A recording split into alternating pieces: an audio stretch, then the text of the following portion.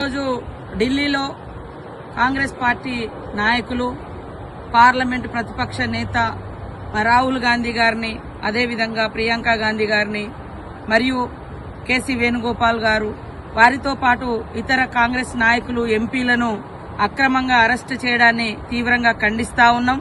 వాళ్ళు చేసిన నేరం ఏంటిది, ఈరోజు ఎందుకు అక్రమంగా అరెస్టు చేసిండ్రో మోడీ గారు జవాబు చెప్పాలి.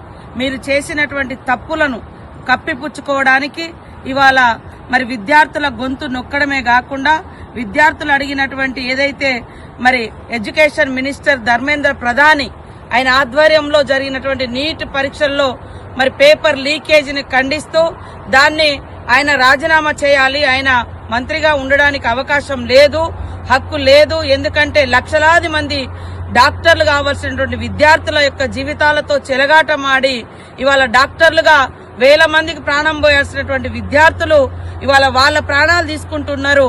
అది తప్పు, దానికి బాధ్యత వహించాలి అని నిలదీసి అడుగుతున్నటువంటి విద్యార్థుల మీద లాఠీ చార్జ్ చేసి తలలు పగలగొట్టడమే కాకుండా దాన్ని తప్పు అని ప్రశ్నించినటువంటి రాహుల్ గాంధీని మరియు ప్రియాంక గాంధీ గారిని, మా కాంగ్రెస్ నేతలను, ఎంపీలను అక్రమంగా అరెస్టు చేయడం ఇది రాజ్యాంగ విరుద్ధమని ఈ సందర్భంగా తెలియజేస్తా ఉన్నాం. బీజేపీ ప్రభుత్వం వచ్చిన నాటి నుంచి ఈ రోజు రాముడి పేరు మీదనో దేవుడి పేరు మీదనో విద్యార్థులను, యువకులను, ప్రజల్ని డైవర్ట్ చేయడం తప్ప విద్యా వ్యవస్థను బాగు చేయాలని గాని, నిరుద్యోగ యువతకు ఉద్యోగాలు ఇవ్వాలని గాని ఏమాత్రం వాళ్ళు ప్రయత్నం చేయలేదు.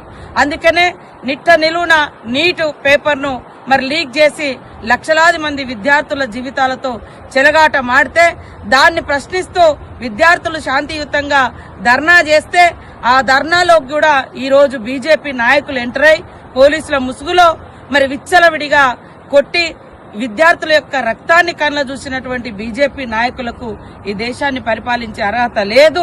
ఈ రోజు మా నాయకుడు విద్యా వ్యవస్థను బాగు చేయాలని, విద్యార్థులకు న్యాయం జరగాలని శాంతియుత పోరాటం చేస్తుంటే అక్రమంగా అరెస్టు చేయడం తీవ్రంగా ఖండిస్తున్నాం. వెంటనే విడుదల చేయాలి. అదేవిధంగా విద్యార్థులు డిమాండ్ చేసిన విధంగా విద్యార్థులు చర్చలు జరపాలి.